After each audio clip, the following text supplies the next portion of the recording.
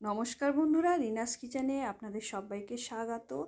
আজ আমি আপনাদের সঙ্গে শেয়ার করব শিমের দুর্দান্ত স্বাদের একটি রেসিপি। বন্ধুরা, অসাধারণ হয় খেতে। এই শীতে শিমের এই রেসিপি একবার অন্তত বাড়িতে বানিয়ে দেখবেন বন্ধুরা, দারুণ হয়। তার জন্য আমি নিয়েছি 500 গ্রাম শিম। আর খুব ভালো ফ্রেশ শিম দেখে নিতে হবে। দেখতে হবে শিমগুলোর মধ্যে যেন পোকা না থাকে। আর তার সঙ্গে নিয়েছি 2টো কাঁচা টমেটো, 2টো কাঁচা লঙ্কা আর একটা রসুন। এই শিমগুলো বন্ধুরা খুব ভালো করে দেখে নিতে হবে যাতে এই শিমের মধ্যে পোকা না থাকে।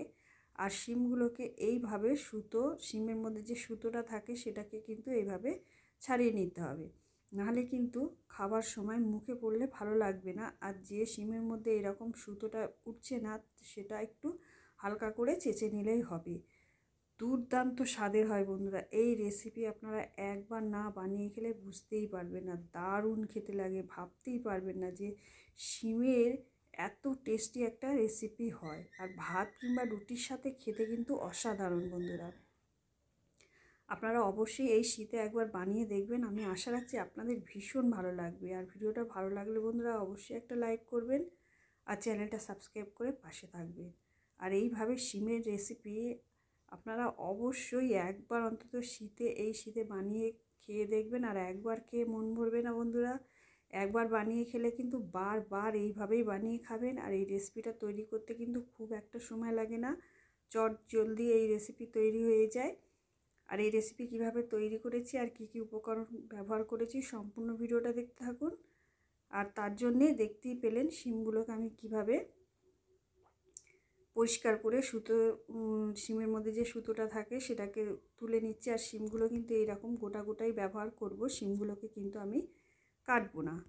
তাহলে মূল রেসিপিতে চলে যাওয়া যাক। তার জন্য আমি প্রথমেই ওভেনে কড়াই বসিয়ে দিয়েছি, দিয়ে তার মধ্যে দিয়ে দিয়েছি খানিকটা জল। জলটা তবে খুব বেশি দেওয়া যাবে না, অল্প পরিমাণে দিয়েছি। এবারে এর মধ্যে দিয়ে দিচ্ছি অল্প পরিমাণে লবণ আর হলুদ, দিয়ে একটু নাড়াচাড়া করে নেব। খুব বেশি কিন্তু দেওয়া যাবে না, অল্প পরিমাণে এটা দিতে হবে লবণ আর হলুদ। এবারে যে শিমগুলোকে আমি ধুয়ে পরিষ্কার করে নিয়েছিলাম সেগুলোকে একে একে এই জলের মধ্যে দিয়ে দিচ্ছি। দেখতেই পেলেন কতটা জল আমি ব্যবহার করেছি, খুব বেশি জল কিন্তু দেওয়া যাবে না। দিয়ে এইভাবে শিমগুলোকে এই জলের মধ্যে দিয়ে দেবো। আর গ্যাসের ফ্লেমটা কিন্তু হাই রেখে দেবো। এবারে একটু নাড়াচাড়া করে নিচের দিকে শিমগুলো উপরের দিকে দেবো আর উপরের দিকে শিমগুলো নিচের দিকে দেবো। দিয়ে এমনভাবে নাড়াচাড়া করতে হবে যাতে সমস্ত শিমগুলো সমানভাবে সিদ্ধ হয় আর গরম জলের মধ্যে ভালো মতন শিমগুলো ডুবে যায়। দেখুন বন্ধুরা, এইভাবে শিমগুলোকে একটু গরম জলের মধ্যে নাড়াচাড়া করে নেব। নিয়ে যখনই এইরকম ফুটতে শুরু করবে তখন কিন্তু আমি ঢাকা চাপা দিয়ে প্রায় 10 মিনিটের মতন রান্না করে নেব। শিমগুলোকে খুব ভালো করে সিদ্ধ করে নিতে হবে। শিম যেহেতু সিদ্ধ হতে বেশি সময় লাগে না, তাই 10 মিনিটের মধ্যে কিন্তু খুব ভালো মতন সিদ্ধ হয়ে যাবে। 10 মিনিট পরে ফিরে এসেছি, দেখুন শিমগুলো কিন্তু গোটা রয়েছে কিন্তু ভালো মতন সিদ্ধ হয়ে গেছে। আর শিমের এই যে জলটা আছে এটা কিন্তু আমি ফেলবো না, একটু গ্যাসের ফ্লেমটা বাড়িয়ে এই জলটা কিন্তু শিমের মধ্যেই শুকনো করে নেব।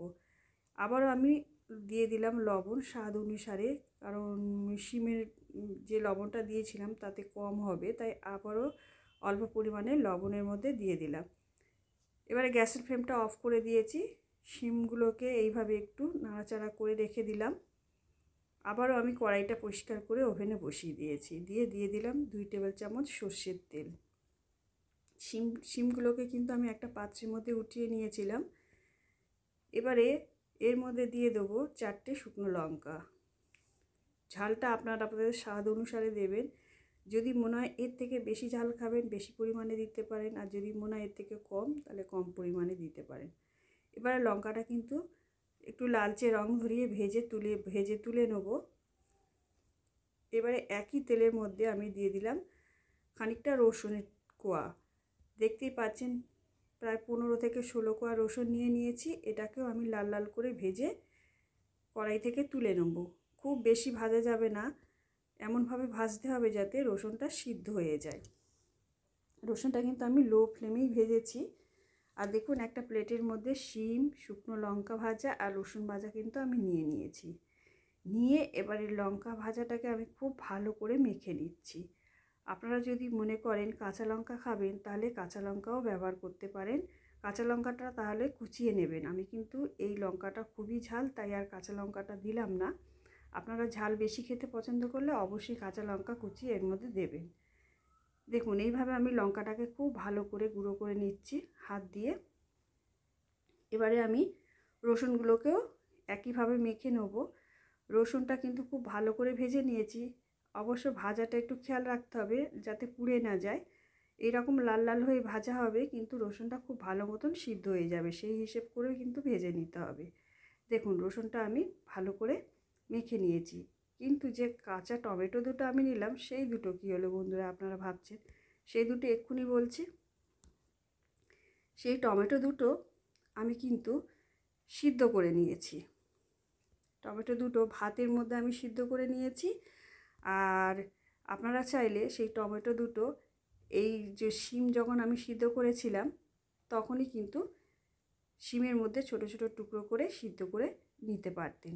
আমি কিন্তু শিমের মধ্যে সিদ্ধ করে নিই, কারণ ভাতের মধ্যে যদি টমেটোটা সিদ্ধ করে নিই তাহলে টমেটোর টেস্টটা কিন্তু খুব ভালো আসবে। দেখুন ভাত লেগে আছে, আমি ভাতের মধ্যেই দুটো টমেটো কিন্তু সিদ্ধ করে নিয়েছি। আর সিদ্ধ করে ভাতের মধ্যেই রেখে দিয়েছিলাম। দেখুন খুবই গরম টমেটো দুটো। এবারে টমেটো দুটোকে আমি মেখে নেব। হাতের কাছে ছুরি ছিল বন্ধুরা, ছুরি দিয়েই টমেটোটাকে একটু ফাটিয়ে দিচ্ছি, কারণ প্রচণ্ড গরম, হাত দেওয়া যাচ্ছে না টমেটোর মধ্যে। আর টমেটোর সিদ্ধ, এই কাঁচা টমেটো সিদ্ধ হতে কিন্তু বেশ সময় লাগে। তাই আপনারা চেষ্টা করবেন এরকম গোটা গোটা টমেটো যদি সিদ্ধ করতে চান, ভাত যখন ফুটে উঠবে তখন কিন্তু দেবেন। আর ভাতের ভিতরে কিছুক্ষণ রেখে দেবেন, দিলেই কিন্তু ভালো মতন সিদ্ধ হয়ে যাবে। আর যদি মনে করেন ভাতের ভিতরে সিদ্ধ করা অসুবিধা, তাহলে যেমন যখন শিম সিদ্ধ করবেন তখন শিমের সঙ্গে কিন্তু ছোট ছোট টুকরো করে কেটে একই সঙ্গে সিদ্ধ করে নিলেও কিন্তু খুব ভালো হবে রেসিপিটা। দেখুন প্রচণ্ড গরম কিন্তু এই টমেটোটা, হাত দিয়ে কিন্তু মাখা যাচ্ছে না বা ভাঙা যাচ্ছে না, তাই আমি ছুরি দিয়ে আস্তে আস্তে ভেঙে নিচ্ছি। এইভাবে ভালো করে মেখে নিতে হবে। টমেটোটা কিন্তু একদমই সিদ্ধ হয়ে গেছে, খালি প্রচণ্ড গরমের জন্য মাখা যাচ্ছে না। আর এই রেসিপিটা বন্ধুরা একবার বানিয়ে খেলে কিন্তু বারবার বানিয়ে খাবেন, অসাধারণ হয় খেতে, ভাবতেই পারবেন না এর টেস্ট যে এতটা সুন্দর হবে।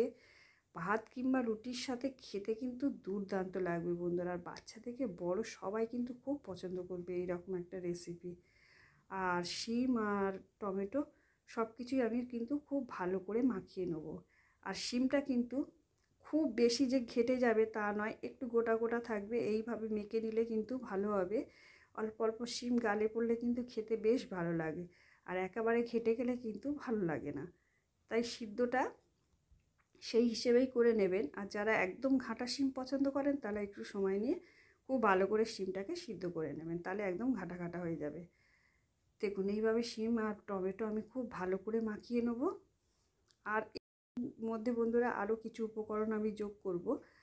দেখুন দুর্দান্ত স্বাদের এই রেসিপি এই শীতে একবার অন্তত বানিয়ে খাবেন বন্ধুরা। আমি আশা রাখছি আপনাদের ভীষণ ভালো লাগবে, ভাবতেই পারবেন না এর টেস্ট যে এত হয়, আপনারা খেলেই মানে চমকে যাবেন যে এত সুন্দর খেতে লাগে। এবারে ভাজা লঙ্কাটা আমি পুরোপুরি কিন্তু এর মধ্যে মাখালাম না, খানিকটা রেখে দিচ্ছি, এটা পরে ব্যবহার করব। আর এইভাবে খুব সুন্দর করে কিন্তু মাখিয়ে নিতে হবে। দেখুন এইভাবে আমি ভালো করে মাখিয়ে নেব। যত মাখাবেন ততই কিন্তু শিমটা খেতে দুর্দান্ত লাগবে। দেখুন আমি মাখিয়ে নিয়েছি, এবার ওপর থেকে লঙ্কাটা ছড়িয়ে দেবো। আর তার আগে দিয়ে দিলাম কোচানো পেঁয়াজ, একটা বড় সাইজের পেঁয়াজ আমি জিরি করে একদম কুচিয়ে নিয়েছিলাম, সেটা এর মধ্যে যোগ করে দিলাম। আর দিয়ে দিলাম খানিকটা ধনেপাতা কুচানো। অবশ্যই এই ধনেপাতা আর পেঁয়াজটা দেবেন, তাতে কিন্তু এই শিমের রেসিপিটা দুর্দান্ত লাগবে খেতে। দিয়ে আবার আমি ভালো করে মাখিয়ে নিলাম। এইভাবে সুন্দর করে মাখিয়ে নিতে হবে। আর দিয়ে দিলাম লবণ স্বাদ অনুসারে। যেহেতু কাঁচা টমেটো, ধনেপাতা আর কাঁচা পেঁয়াজ আমি ব্যবহার করেছি, তাই আরেকটু লবণ দিয়ে দিলাম। আর দিয়ে দিলাম যে সর্ষের তেলটা আমার এক্সট্রা ছিল রসুন আর লঙ্কা ভাজার পরে, সেই তেলটা এর মধ্যেই ব্যবহার করলাম। আপনারা চাইলে কাঁচা তেলও ব্যবহার করতে পারেন। খেতে কিন্তু অসাধারণ হয় এই রেসিপি বন্ধুরা। ভালো লাগলে অবশ্যই একটা লাইক করবেন আর চ্যানেলটা সাবস্ক্রাইব করে পাশে থাকবেন। আর এইভাবে শিমের রেসিপি